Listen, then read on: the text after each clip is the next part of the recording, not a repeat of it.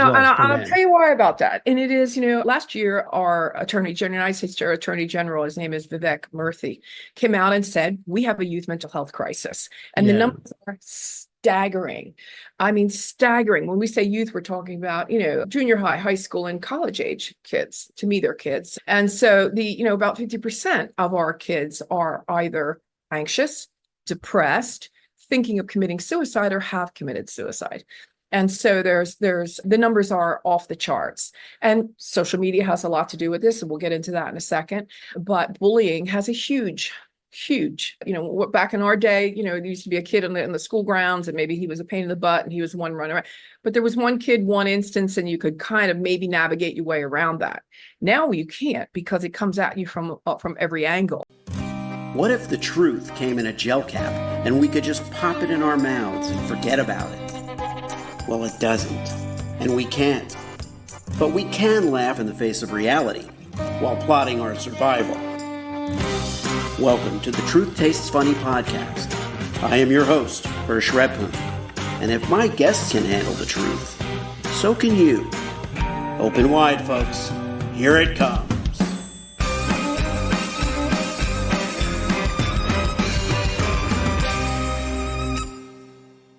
My guest today on Truth Tastes Funny is Dame Clarissa Burt.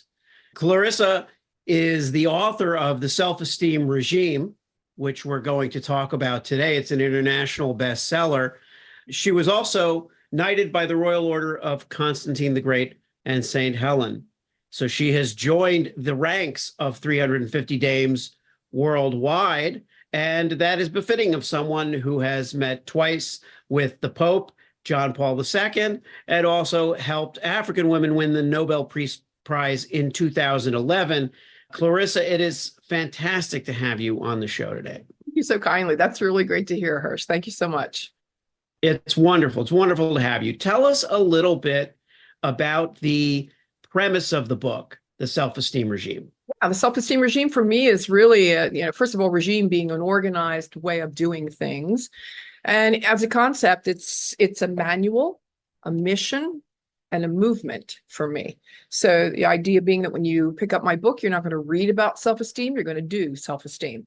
And that's the most important, I think, differentiator between my book and many others. There are 12 chapters. Each begins with a re word, starting with release. And therein lies about 80% of the work you'll do, really, is just getting rid of all the old concepts, everything we thought was written in stone and isn't, all the things we were afraid we couldn't change and can.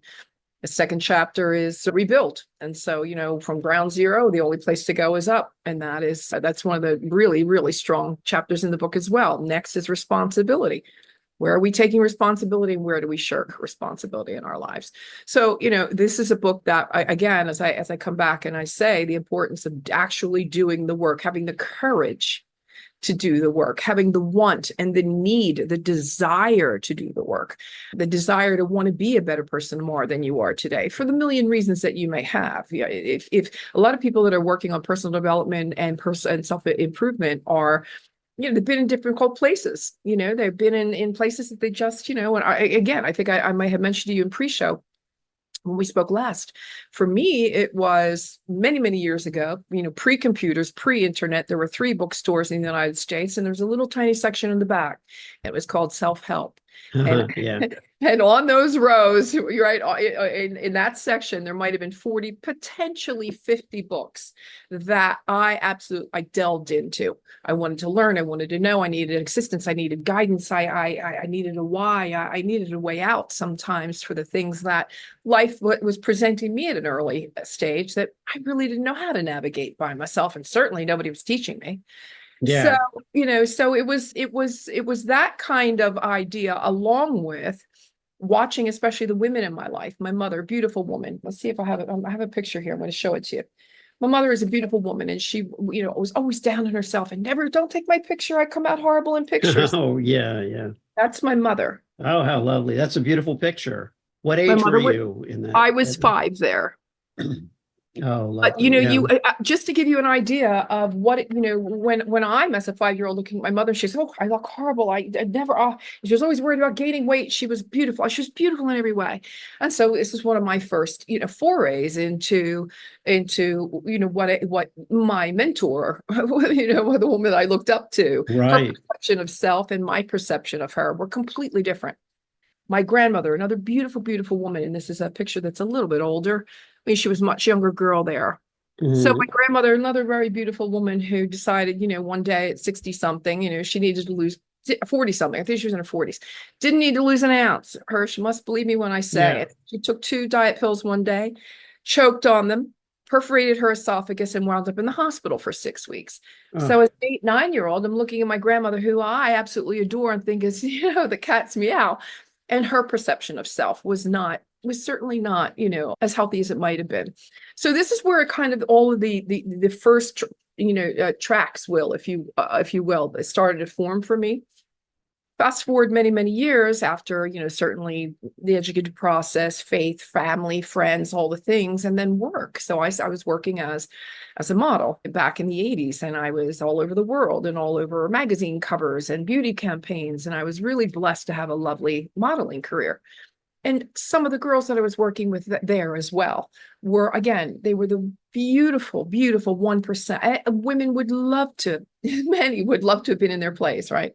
And they, toxic relationships, drinking, drugs, anorexia, bulimia. And again, not all, certainly not all, but there were a number of them that really had very bad concepts or perception of themselves. And obviously for me, it was, well, what's the correlation between the girl on the Valentina runway and my mother and grandmother in Philadelphia, Pennsylvania, And certainly, the connection was lack of happy, healthy self-esteem. So this is one of the main reasons why I wanted to get the book out and scream it loud and clear from the rooftops that it doesn't always have to be, you don't have to live in pain. right.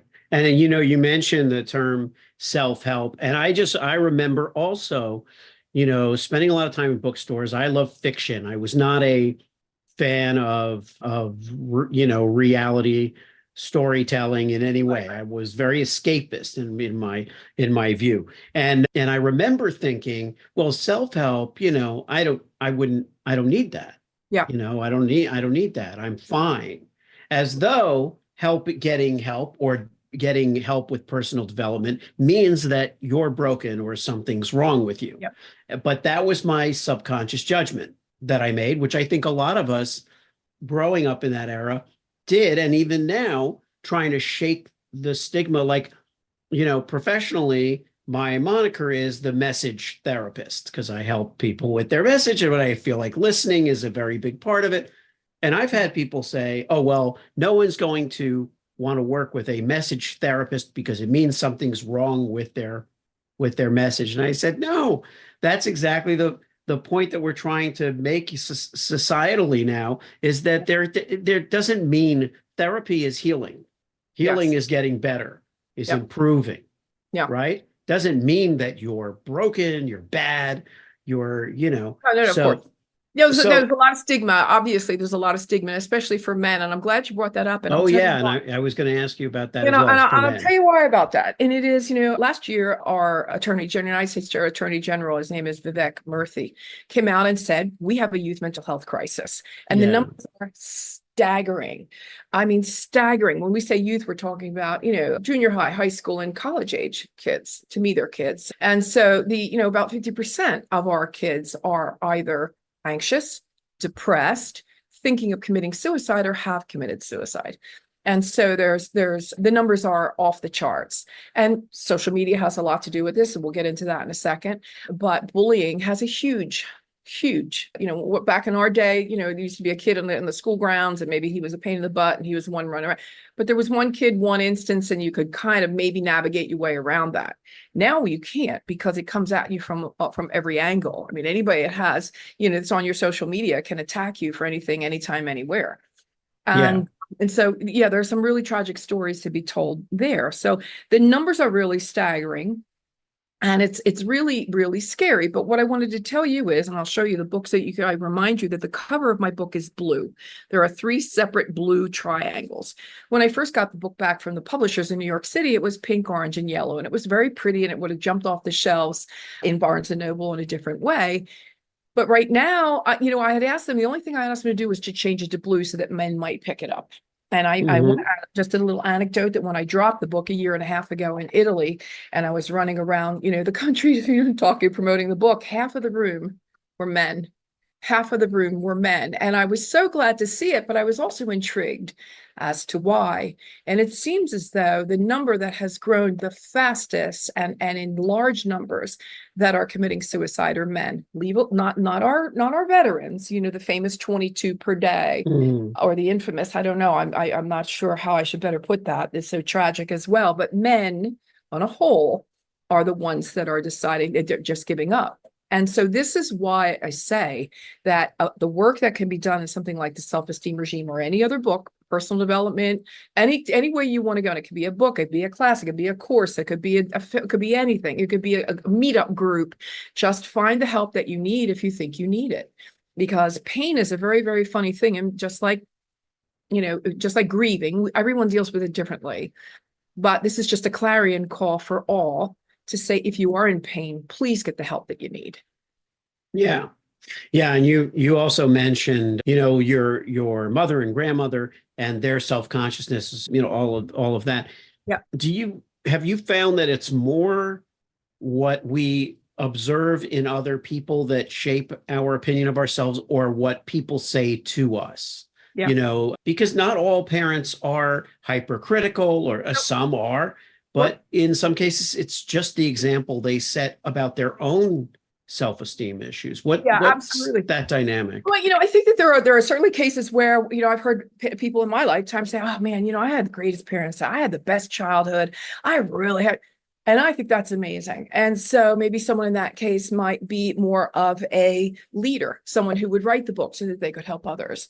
There are other people that didn't have the greatest childhood and that really grew up in very difficult situations, PTSD. I know that I exited my house with probably some pretty good PTSD. And so so then in my case, I took the pain. There are 2 ways you can go with that, right? There's either to the left or to the right.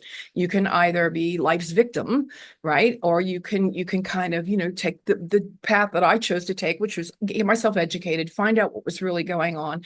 And I'm not going to say it happened overnight. It wasn't the first book I read. There were certainly, I had my, there were some moments, I myself have dealt with depression. I've dealt with anxiety. I know what I know when I wrote the book that I knew I had enough tools in the shed at the time to be able to write a book that people would be able to get a very strong message from. Yeah. And so, no matter where you are on the, happy, healthy self-esteem scale, people ask me frequently, do you ever, cut over, take 100 on the self-esteem test? No, you never get 100 on it. There's always going to be something because life is life, and life will trigger, and life ebbs and flows, right? So there's always going to be something that's going to throw you off. You could be betrayed, betrayed. You could have a death in the family. I could be here with a very long list of things that will destabilize us. And therefore, sometimes it's going to feel a little bit like back to the drawing board with life. But that's why we have, again, what I call the famous tools in the shed that we need at any given time.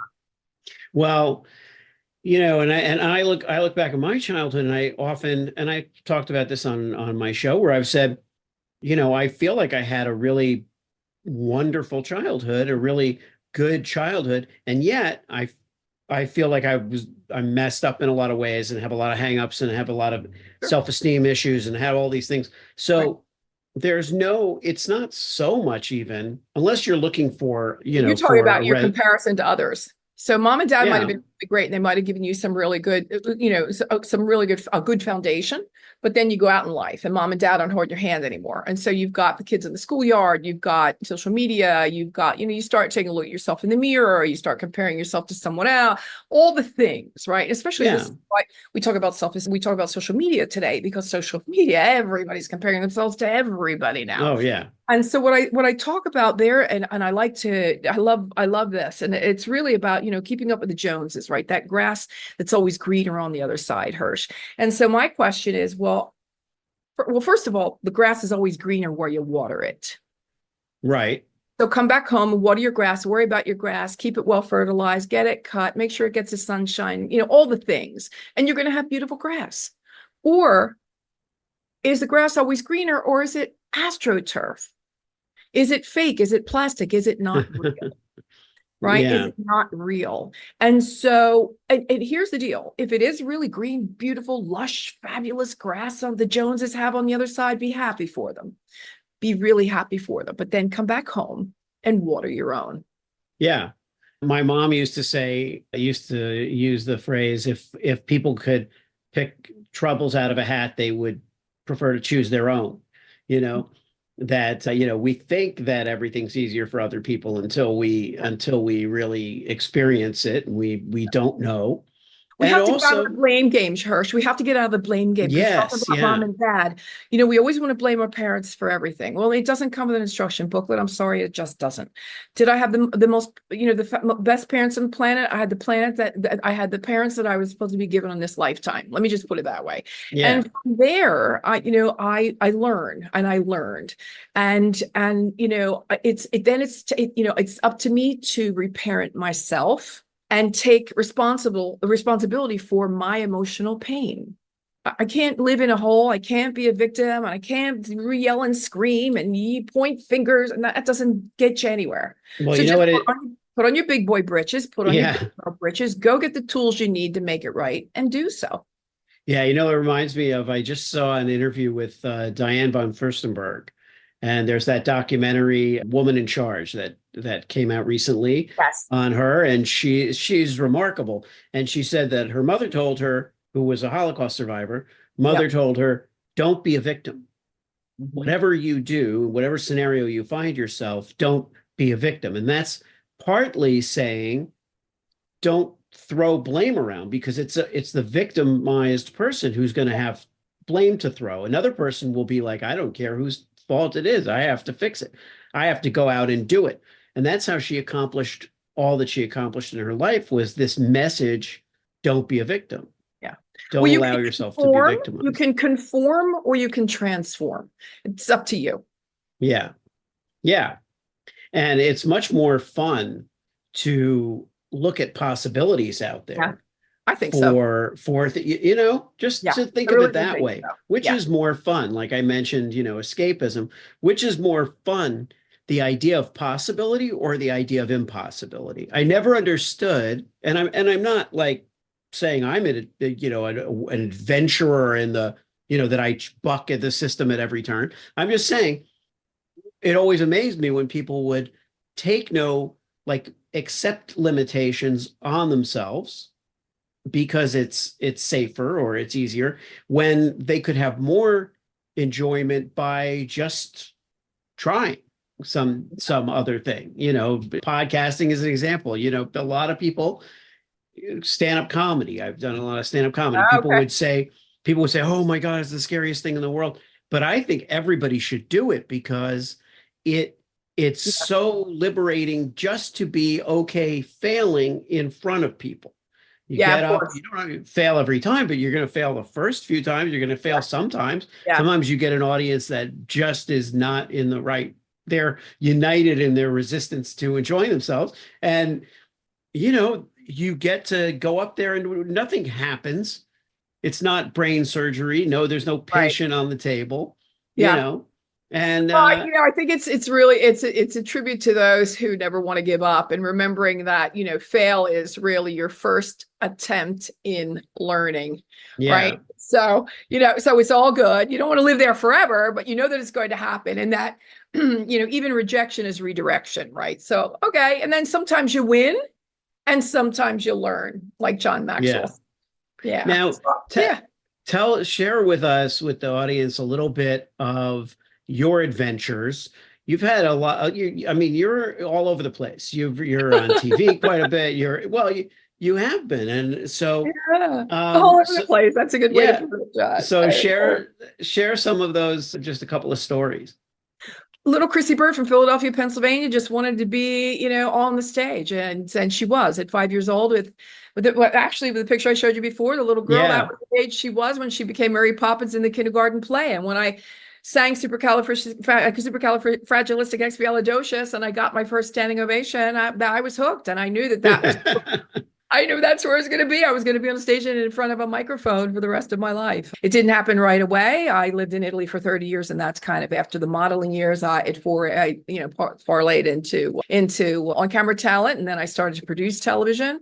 But the idea of working in television also is especially live television for me was just so thrilling and enthralling and exciting. That is one of those kind of days. Do what you really love to do. I couldn't wait until the next show. You know what I mean? And that affords you a lot of different things when you're working in the public eye like that. So, and when you talk about, two private audiences with Pope John Paul, it's because I did a lot of social work and I was called in for that. Being knighted as a dame was also, that's, sort of the things that, because of the social work, because of meeting with, I was the first American to present at the Kremlin on live television at the Kremlin. I mean, right after the wall fell in January 1990, I was already at the Kremlin, walking and talking. I helped African women win the Nobel Peace Prize. I was the ambassador to the United States, but I was a part of that. And I went to speak at European Parliament in Brussels. So, all the things, right, that are just the really cool things you get to do apart from speak to people like we're doing right now. And share with them your message, share with them the things that are going to help them, support them, guide them, assist them, and otherwise be here for them. And you've got, so you've got the book, The Self-Esteem Regime. What else is going on now around, whether it's around the book or around your other endeavors? What's your focus right now? Courses, classes, retreats, events. So bringing people in to actually do the work. The 4 pillars of self-esteem, Hirsch, are look good, feel good, be good, and greater good. So over a 4-day, we're looking at about maybe 3.5, 4 days.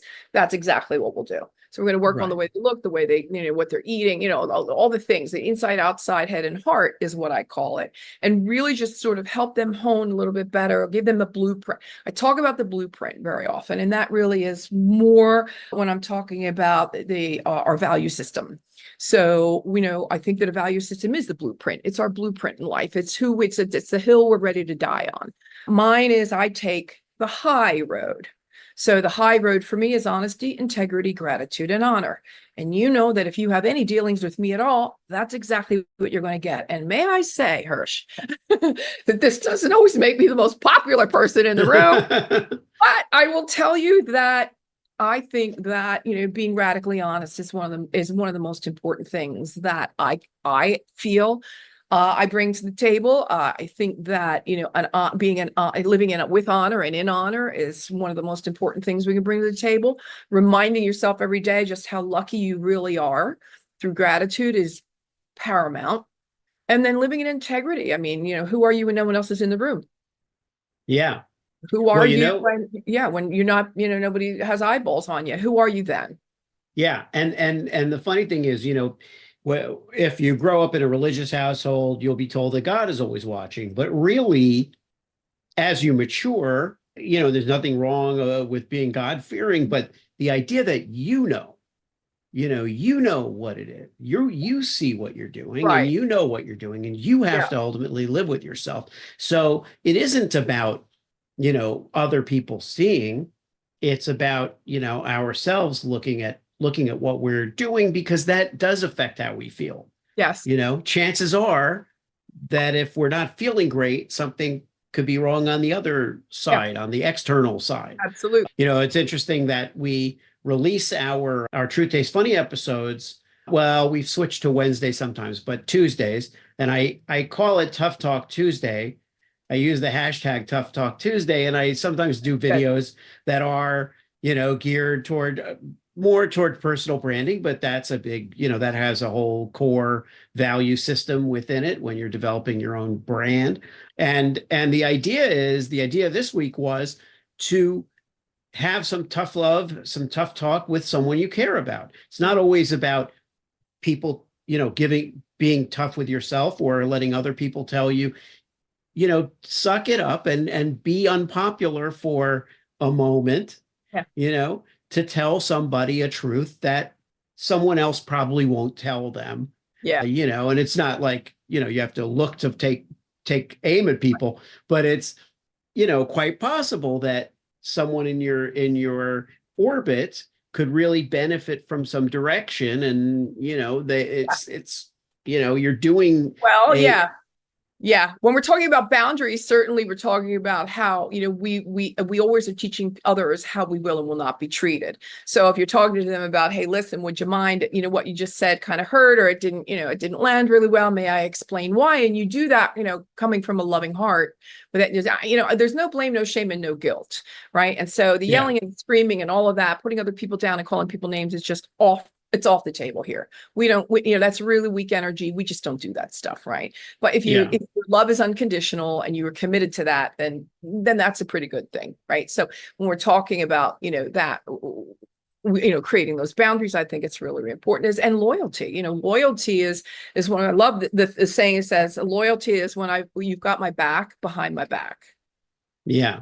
That is one of the kind of things that, if I know that I have those kind of associations in my life, right. And by the way, I'll always have your back behind your back. But if I have, to your point, if I have to say something to you, or we have to have a little coming to Jesus moment, we're going to have a moment, right? We're going to have the moment, because that's A, the human condition. It's B, relationship. I mean, once there's more than one person in the room, there's going to be potentially a conflict about something somewhere, as small or as grand as it may be. So, I mean, all of that. Yes, you're absolutely right. You're absolutely right. Yeah. And there's a young podcaster interviewer. His name is Lex Friedman, and his whole thing is loving everyone. And he's not in this. He's very subdued and, very thoughtful. But his whole thing is not judging people and having guests on who are controversial and so forth, and treating them with the utmost respect, even if they're people who may be, despised in the public light at a given moment for some reason. And what I've realized in watching these interviews is that when you come to people with unconditional love, you have the right, you reserve the right and the credibility to at some point privately say to them, hey, I was thinking about this, as something you may want to take a look at. Well, you have all this credibility with them because you've accepted them for who they are. Yeah. And you haven't judged them, and you've given them a platform. But if you had a word, they're going to listen to you more than they're going to listen to someone who just calls them up to tell them why they hate them. So, it's an interesting dynamic. Yeah. On the other side of the coin, I think we need to get really good at ending relationships with people that don't show up for us, or people that we know are toxic, right? I often say the toxic stops here, because I know what I was taught by family, friends, faith, educative processes, different, life experiences, and betrayals and whatnot. And I know that I think we get to a point in life where you go, you know what? I might only have 5 people surrounding me, but darn it, if I don't know that I can call them at 3 a.m, they're always going to be there for me. They love me unconditionally. Look, unconditional is a huge word, by the way. And it's, let's give a little wiggle room for unconditional, but as close as we can possibly get. Yeah. Make sure that, it's the narcissists and the toxic relationships, no matter what they are. Maybe you don't have to cut them out altogether, but you learn how to realign with those kind of relationships, and you distance them a little bit. Get comfortable for you. If it's not working for you, if it doesn't feel true to you, if it doesn't feel good for you or to you, then that there's a realignment that needs to be made. I know that's a whole chapter in the book about that. Yeah. I think sometimes a lot of it has to do with acceptance. We want acceptance, and that impinges upon our judgment, and there are people out there who are extremely likable. Mm-hmm. And they don't have your back. They're not going to have your back. They're likable. They're not. They don't have animosity. They're not vindictive. Very easygoing people. I've had a lot of friends like that, but they just simply may not be able to be there. And that's okay. Come through. you know? Yeah, and that's okay. And that's why I say, maybe they're on the outside there. So you have, there's like a ripple, right? So you have the inner ripple, a middle ripple, and an outer ripple, right? So, you decide. You're the one that, and people might move in and out. It's really, I think if we could just, drive home the idea that people need to be constantly, that we are Evolving. Evolving. We're in a state of evolution is what I was trying to say. And, we are a work in progress. We are all a work in progress every day. And again, I might be in a rotten mood tomorrow. I don't know what's but I know that again, those tools that I have in the shed are the ones that I fall back on. I know when I'm starting to go down, but I pull the steering wheel back and I get back into center again. And so I'm much better at that now due to the work that I've done as well than I ever was before. Yeah. We talked also about the Asper Girls by Rudy. Oh, yeah. We had talked about that in our pre-show get to know. And it was very interesting as I was doing the work on self-esteem. Look, self-esteem goes really broad and really deep. Self-esteem is not just don't compare yourself to anyone else, although that's important too. It's a lot more than that. And so, as I was growing up, I was told many different times how difficult I was. And it was really not something that it was more the way I was wired, or the synapses, Yeah. then it was actually something that was truly my fault. So, and by the way, I take full responsibility for anything and everything. But when I read the book Asper Girls, it was very interesting to see that, on the checklist of things, I was checking by like all the boxes. And I thought, well, that's really interesting. You'd never look at me, or I never really ever thought Asperger's was something completely different than what my perception or conception was of it. And there you go. It was a whole different product. I learned a whole bunch about it, and I learned a lot about me. There's another book called Extrasensitive Extrasensitive Persons by Dr. Elaine Aron. And this is a book that I've read that was all about, the things that overwhelm. So too bright of a light, too loud of music. If I'm in a city and the ambulance goes by, I have to cover my ears. Concerts are difficult for me. Smells are difficult for me. You cannot cook in my house.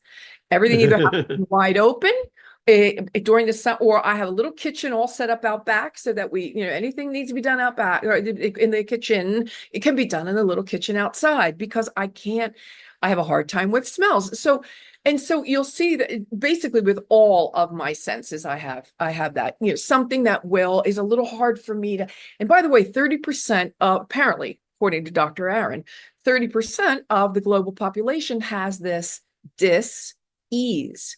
And so, it's not just me, and these, just by taking it, a deeper dive into the rabbit hole of the things that form us, right? All of the different form. Now, and let's go down genetic, and let's go down, all the things that have been brought forward from parents, grandparents, great-grandparents, all the things, right? And that is right. Why we get to be the extraordinary human beings that we are. And so, and as unique as we are, is how many times we have to be thanking the universe, God, divine source, whoever, you resonate with, for making you who you are. Thank you. Well, that goes back to the blame question, because if you think about all of this epigenetic imprinting and all of the history and everything that comes down, if we looked at it the way you just described it and said, that's why we're these miraculous kind of singular, complex beings. It's what separates us from any other species. It's like, if we looked at it that way, it would be a fascinating living experiment versus, I've got this, I've got that, I've got this, and I've got that. It's like we think of those things that we have, got, inherited, most things as being some kind of problem.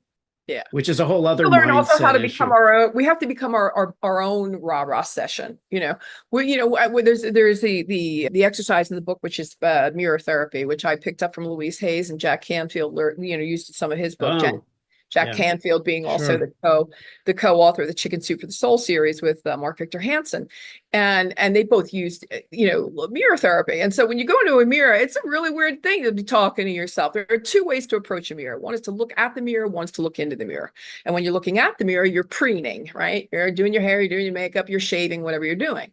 But then when you're looking into the mirror, that's when you start screening, and it's really scary. So, when I look into a mirror now, it's very different. It started out with 30 seconds and it felt weird. And it was, some people cry and other people can't do it. And it's like, I can't look at myself that long, But when you start talking to yourself as your own best friend in your own rah-rah session, like a cheerleading session, if you will, tell me how you feel in 21 days after you've done that for about 5 minutes a day. It's an extraordinary experience. It's I think one of the most impactful exercises that's in the book. So that is really, really a cool thing to do as well. Yeah. I talk to myself, constantly. And I've realized, like, as things get kind of tense out there in the world and all that, yep. I've also taken the liberty of cursing a lot in private, and it could be at anyone or about anyone. It always becomes very comical. Because right. It's so right. extreme and outsized, and right. not anything that I would ever do. Yeah.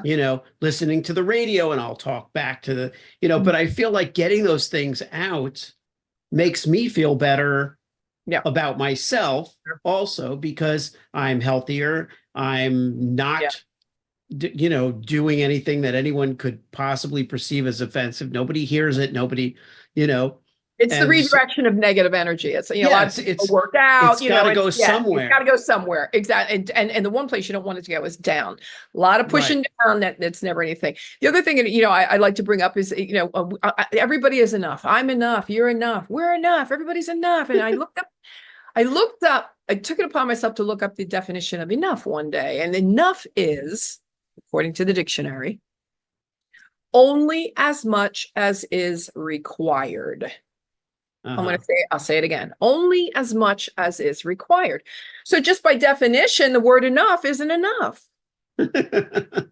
Right. So instead of saying I am enough, Hirsch, what I want to leave with your audience today is a new mantra that I have coined, and it is this: I am so much more than enough. I am so much more than enough. And so if you write that down, you put it on a little sticky, and you put it on that very same mirror that you go to talk to yourself. Maybe every session that you do your rah-rah session in the mirror, and by the way, Clarissa, I just want to remind you, you are so much more than enough. Boom. And then you go on with your day. Thanks so much for tuning into Truth Tastes Funny. If you enjoyed the experience, please leave a 5-star review and share this podcast with your friends.